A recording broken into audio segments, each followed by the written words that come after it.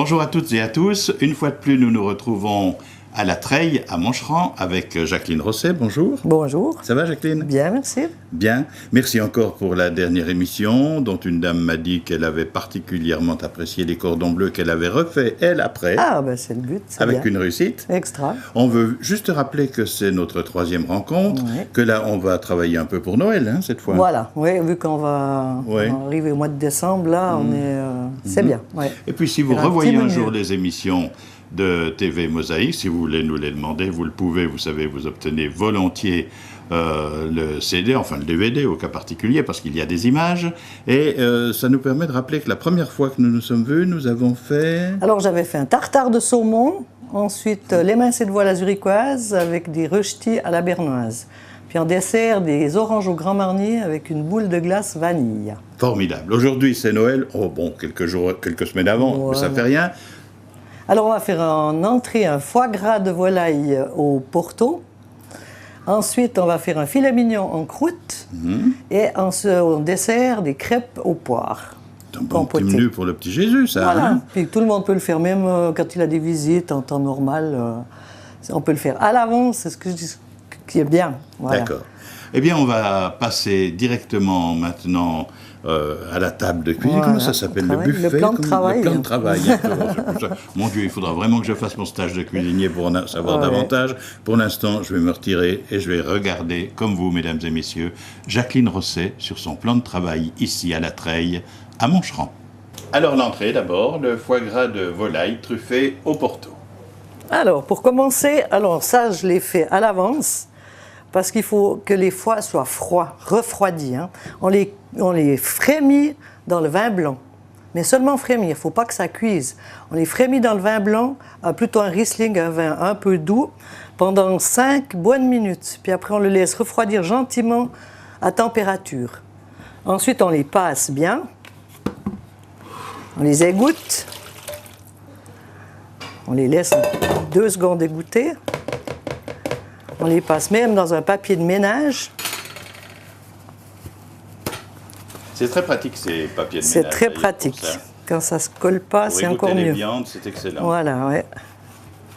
Voilà.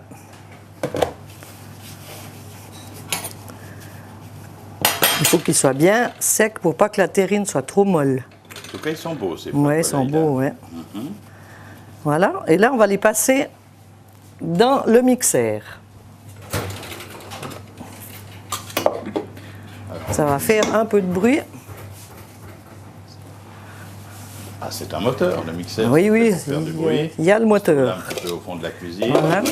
On va le voir travailler. Vous avez vu des foies.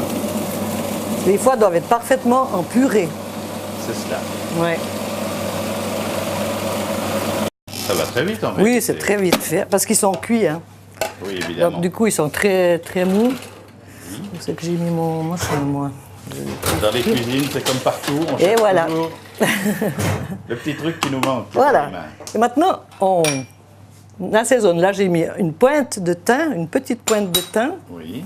du sel.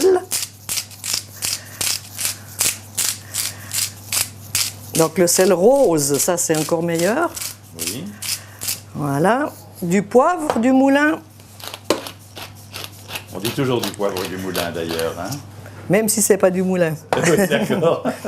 Là, on va mettre la truffe qui est la plus petite. Alors là, on va regarder, effectivement, ce sont de belles truffes noires. Voilà. Oui, comme ça, on va les mettre dans le mixeur, celle-ci. On va garder la plus belle pour la garniture. Voilà. Et puis les épluchures aussi, on pourra les prendre pour mixer avec le reste. Voilà, les épluchures, elles vont bien pour ça. Hein? On les met dedans. On va ajouter 200 g de beurre, juste ramolli aussi à température. C'est beaucoup? C'est un foie gras. D'accord. D'où son appellation. 200 g de beurre qui sont ramollis, comme Voilà. le dit Jacqueline Rosset, effectivement. Et tout ça va repasser ensuite Avec dans le mixeur. une petite tombée de Porto, vu que c'est au Porto, hein, quand même. Voilà. Et on refait un peu de bruit.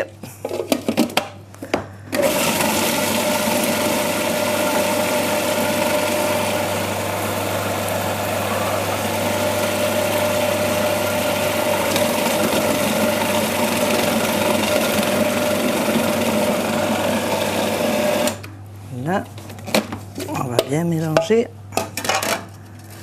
avec le beurre.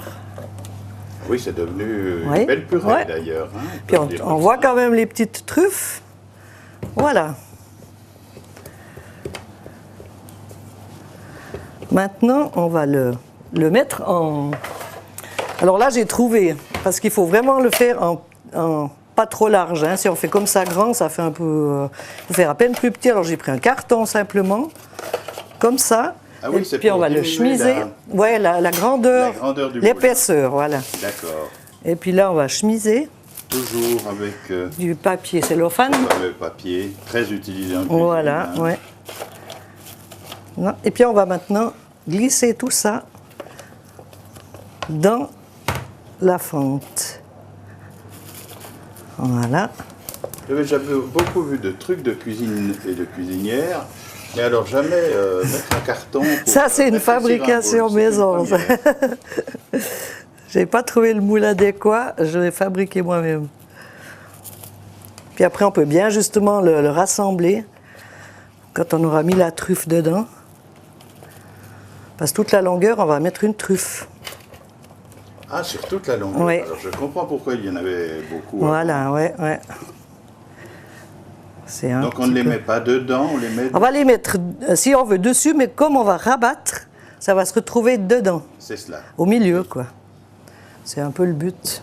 Donc là, il n'y a pas de pâte qui intervient. il n'y a Rien du vraiment que tout, le non. produit. C'est voilà. C'est une terrine qui est en fait très vite faite, une fois qu'on a préparé tous les ingrédients. Et puis, il faut la manger au bout de, je dirais, après 2-3 jours le mieux. Hein. Oui, Qu'elle est bien reposée comme toutes les terrines. Et puis surtout qu'elle est bien refroidie. Le beurre va refroidir aussi, et puis ça, elle va devenir bien consistante. Alors voilà. Comme ça, on va mettre un peu partout, juste. Alors là, on voit le gros plan en ce moment. On va faire une petite fente là pour mettre la truffe. Voilà. Je me lave les mains. Oui, parce que ça colle.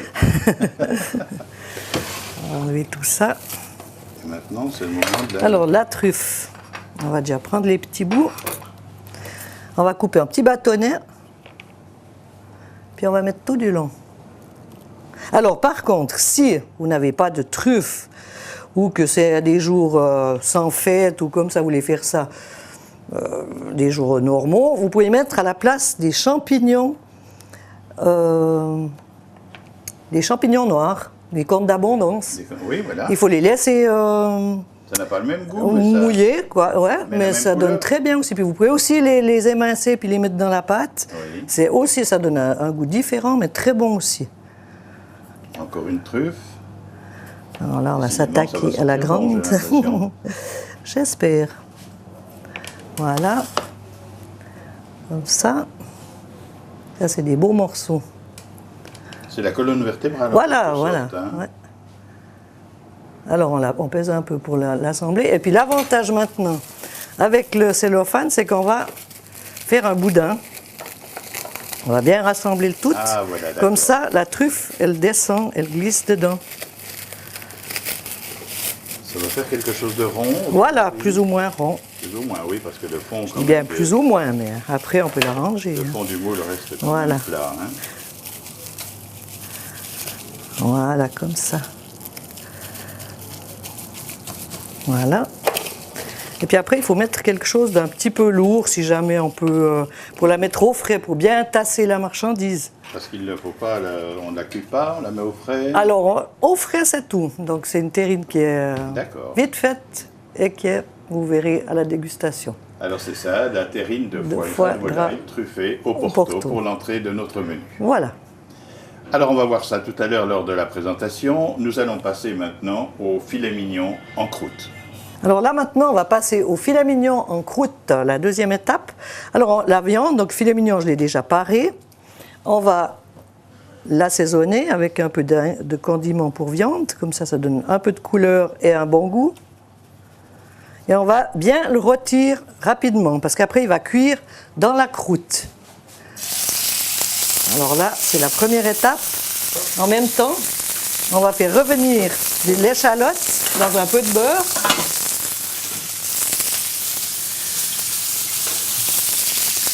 Ça, ce sera pour la farce alors. Hein. Ça, c'est la viande. Ça, c'est la farce qui va entourer la viande.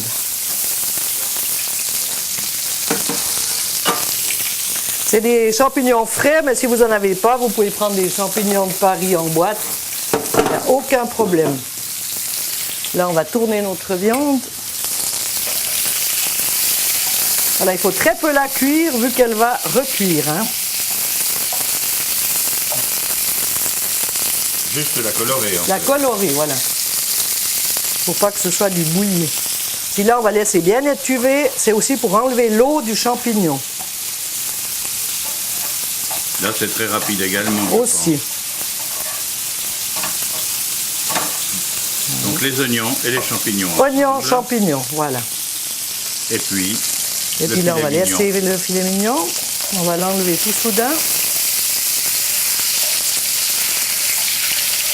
Encore un tout petit peu là.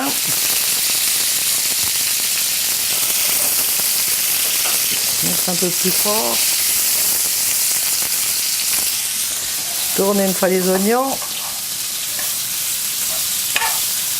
Évidemment, avec la fameuse flamme au gaz, c'est un peu que ça plus va rapide. plus vite et que c'est plus chaud. Oui, tout à fait. Alors, la viande, on va la laisser refroidir. Parce qu'après, on va mixer les champignons et je vous montrerai avec la farce de veau et la farce de porc.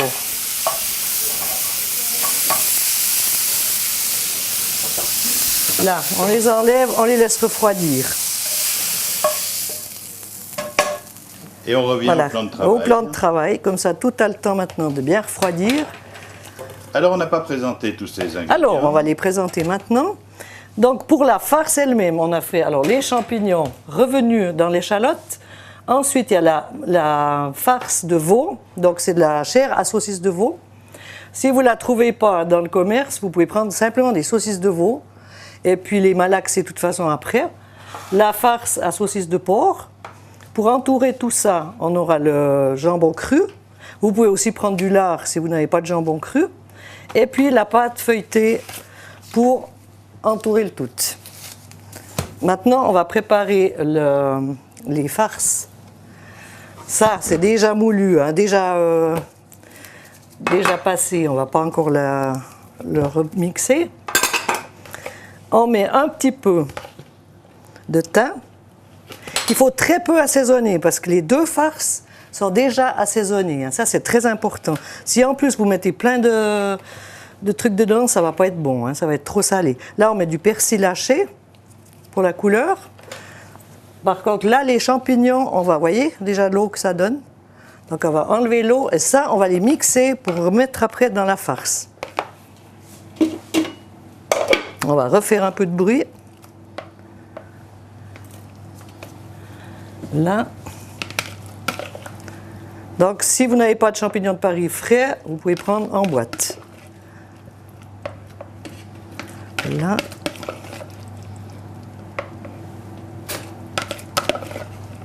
On mixe les champignons On séparément. mixe, voilà.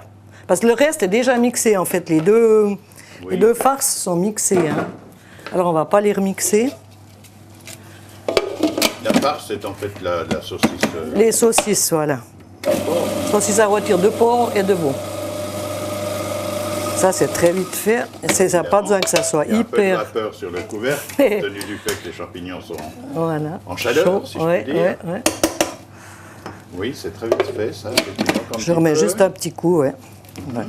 Il me fait de la résistance, là, du coup. Pour une fois que c'est pas papy. Ça suffit. Un petit coup d'œil, effectivement. On enlève, et là, on peut déjà... Oh, c'était pas prévu que ça passe au bout. On peut déjà mélanger.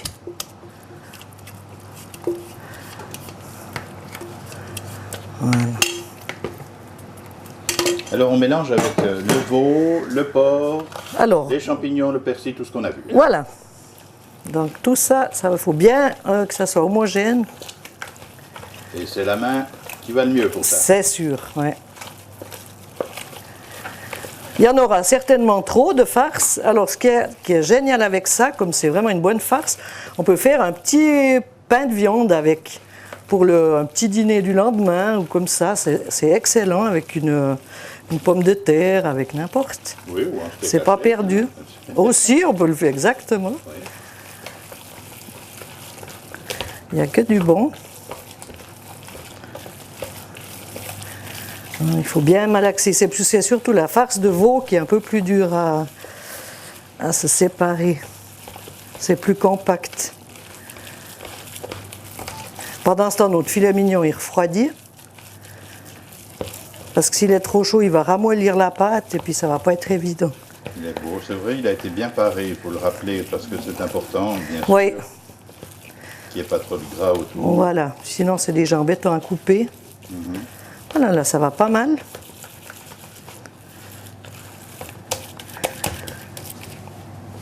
Alors, on va prendre la pâte.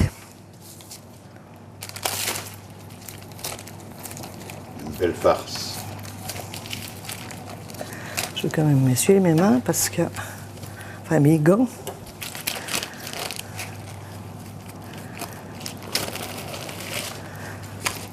La pâte, c'est une ronde, donc. Alors, j'ai pris rond, on peut prendre rectangulaire, ça va très bien aussi. Mais comme là, j'aime bien mettre assez de farce, j'ai pris rond. Il faut aussi un œuf battu. C'est déjà préparé. Un petit œuf battu, un pinceau. Et puis, on va avoir une roulette aussi pour... On met d'abord le jambon. Tout autour, hein, où la viande va être mise. Donc, je vous dis, vous pouvez le faire avec du lard, la même chose. Hein. Puis, comme on n'a pas autrement assaisonné, ça va donner aussi le goût, comme dans le cordon bleu. Tout à fait. Oui, en fait, c'est pour que la farce ne touche pas la pâte. Voilà, ça aussi, ouais. Comme ça suffit. Ensuite, on va mettre alors notre farce. C'est une pâte à tarte normale? Alors, une pâte feuilletée. Pâte feuilletée? Ouais. Ah, d'accord. Il ne faut pas mettre une couche non plus trop épaisse. Parce qu'après, elle doit enrober tout le filet mignon. Vous voyez, même si c'est un peu irrégulier, Oui. c'est le côté sympa parce que vous n'aurez pas toujours le même goût au même endroit. Hein. Là, vous avez un peu plus de chair à saucisse de porc, là de veau. Ça fait un petit goût différent. Et là, on pose le filet. Là, on peut dire qu'il y a 2 cm d'épaisseur à peu près. À peu près, oui. Oui, le filet posé, Voilà, bien sûr. on en met un petit peu aussi dessus. Oui. Puis après, on va entourer le filet de toute cette farce. Donc en plus, c'est aussi avantageux pour un repas de Noël parce que vous n'avez pas une grande quantité de viande onéreuse. Là, ces viandes-là sont moins chères, les chairs à saucisses et tout, et ça donne beaucoup de goût. Ce que je retiens pour l'instant, ce sont tous des plats que l'on peut préparer À l'avance. À l'avance. Voilà, c'est ça qui est génial. Parce qu'à Noël, tout le monde est stressé, Bien sûr. a autre chose à faire. Alors, vous voyez, vous rabattez avec le jambon Oui. sur... Comme ça vous fait un... Il est entièrement entouré. Oui. Il est protégé. Il va cuire comme ça un peu moins fort à l'intérieur. Hein. Parce que vous pouvez le faire avec un grenadin de veau, vous pouvez le faire avec un filet de bœuf. Alors le filet de bœuf, il faudra plus surveiller la cuisson. Là, c'est moins important. Si ça cuit un peu trop, c'est pas grave. Mais le filet Wellington, là, alors il faut... Oui, c'est surtout le bœuf et le cheval, Voilà. même bien saignant, disons. Ouais. Tandis qu'effectivement, Puis là, on va le mettre filet juste mignon, une faut tranche pas qu'il soit par-dessus. trop grillé non plus. Mais enfin. Ouais. Ah, voilà, Pour la tenir. décoration, oui. On va faire tenir tous les bords. Alors, à quoi sert exactement l'œuf battu? Coller, coller, coller. Pas que ça se décolle à la cuisson. Là, il faut bien qu'il y en Ils ait disent qu'on peut partout. aussi coller la pâte avec simplement de l'eau, mais Voilà, mais l'œuf, alors ça, c'est quand même une colle. Hein. on est sûr que c'est réussi. Voilà. On va juste arriver à tout ranger. Il ne faut pas qu'il y ait trop de pâte non plus, parce que alors c'est plus que de la pâte. Hein. C'est comme pour les cadeaux de Noël, il faut savoir faire des paquets. À la bonne grandeur, voilà. Comme ça, on n'a plus qu'à le retourner. Oui. Puis après, on peut le décorer comme on veut avec des restes de pâte. Si on a des restes de pâte, on peut faire des petites feuilles. Ça, c'est vous qui verrez à la maison. Hein. On va aussi le dorer pour qu'il dore bien au four.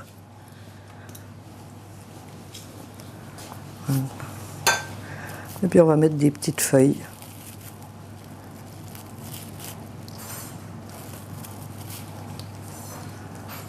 Comme ça.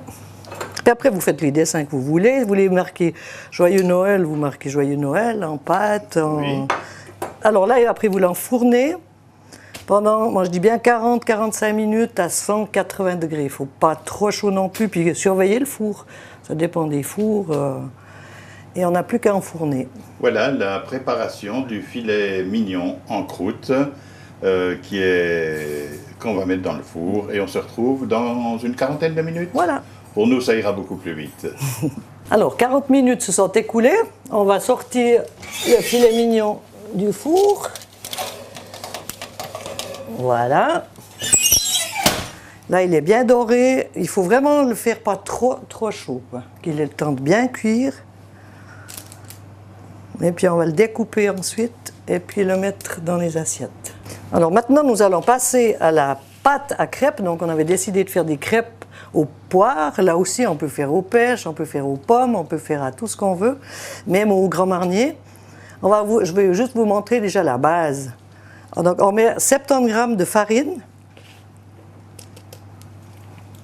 qu'on mélange avec, là, il y a le sucre, il y a 2 cuillères à soupe de sucre, donc pas beaucoup. Hein. On peut les faire saler aussi, donc on ne met pas de sucre. Là, c'est sucré, donc 2 cuillères à soupe de sucre, une pincée de sel, comme dans toutes les pâtisseries, et un peu de sucre vanillé. C'est déjà mélangé. Ensuite, on rajoute le lait.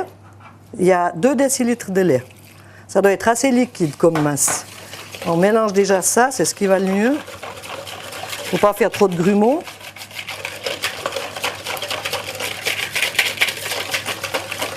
Ensuite, on met 2 œufs entiers. On remélange.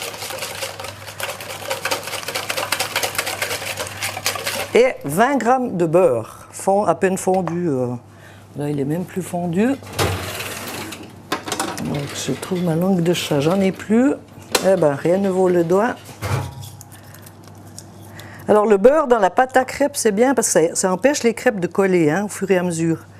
Ça va les garder onctueuses et ça va les empêcher de coller. Avec cette petite masse, vous pouvez en faire une quinzaine. Après, vous pouvez faire des toutes petites crêpes, dans ceux qui ont des tout petits poêlons. Ceux qui ont des plus grandes, vous faites même des toutes grandes pour un repas de midi, si vous les faites saler. Puis là, on va faire des moyennes, cette grandeur-là, pour un dessert. Alors là, en principe, on la laisse reposer demi-heure, la pâte à crêpes. C'est un peu pour toutes les pâtes, que ce soit une pâte feuilletée, une pâte brisée, n'importe. Elle repose et elle est moins élastique. Là, en l'occurrence, on va l'employer directement. Voilà, une petite louche. Mais c'est très vite prêt. Alors l'épaisseur, c'est vous qui l'a faite. Là, je l'ai faite assez épaisse. Vous pouvez la faire plus mince, tout petit peu. C'est selon. Selon votre appétit et vos désirs, et peut-être le nombre de convives aussi, parce que si vous avez beaucoup de monde, vous allez les faire un petit peu plus fines. Et puis, on va les tourner. On va peut-être me dire à nouveau que je fais la même remarque, mais c'est vrai que ça peut être préparé à l'avance. Eh oui. C'est pour ça que j'ai fait des trucs... on va passer un joyeux Noël. Que tout le monde puisse préparer. Alors, la première, elle est un peu plus lente. Parce que la casserole n'est pas encore au top. C'est normal. Mais après, ça va très, très vite. Après, il faut suivre. On dit toujours que la première crêpe est ratée. Alors, on verra. En principe, c'est le cas. Ah non, ça va.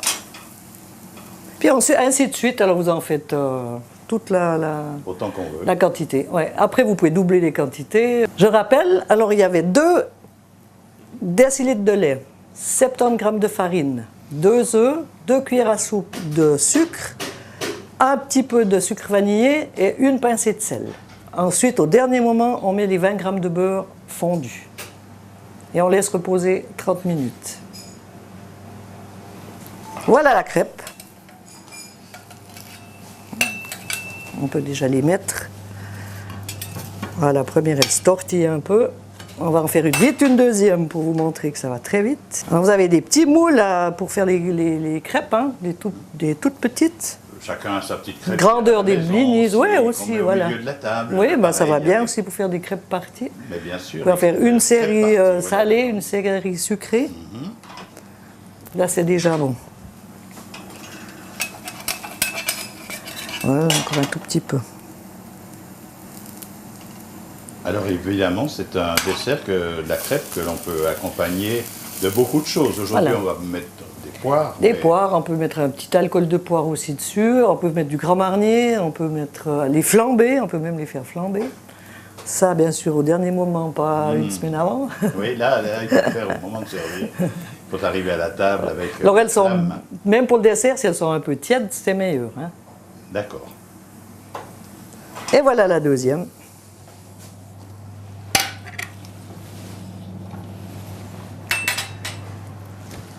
Après avoir fait toutes les crêpes, on va décorer 2 assiettes.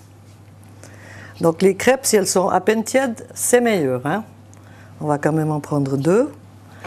On va juste mettre un petit peu de poire, qu'elle dépasse un petit peu quand même.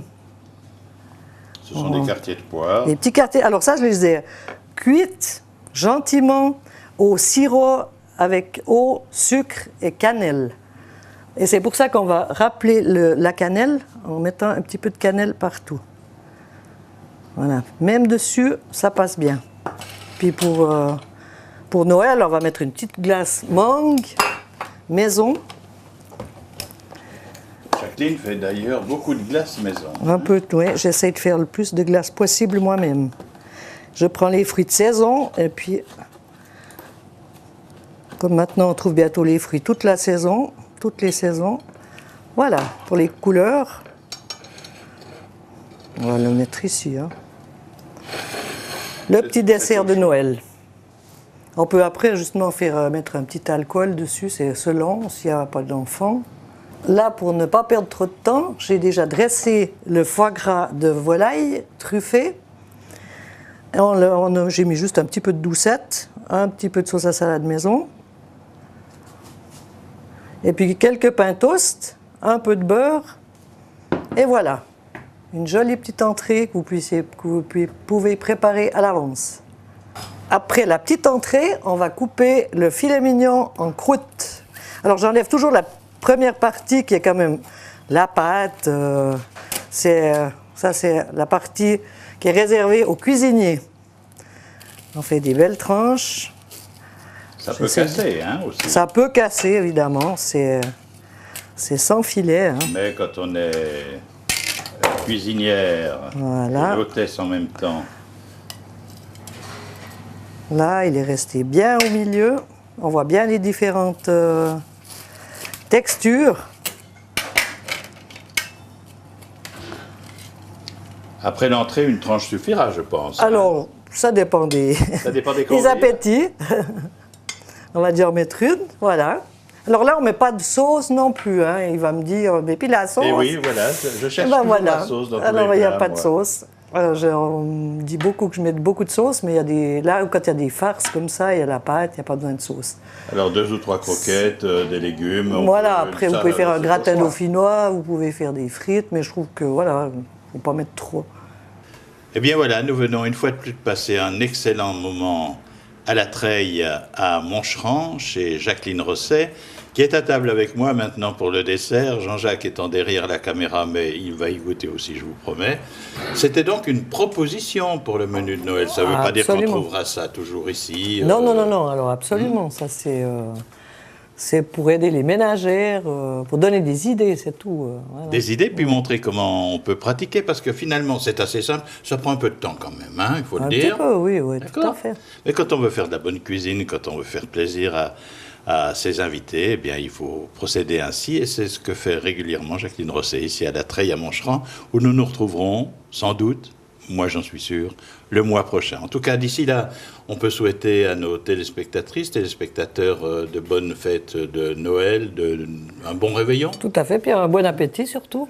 Et vous avez tout le mois de décembre pour faire vos achats et profiter de cela. Si vous avez besoin de revoir l'une ou l'autre de nos émissions, je vous le rappelle, c'est très facile. Vous regardez, c'est inscrit sur notre chaîne toutes les heures. Et puis, merci de votre fidélité. Mais quel goût, quelle odeur, merveilleux. Merci Jacqueline. Merci à vous. Et à bientôt. À tout bientôt. Au Bonne revoir. fête.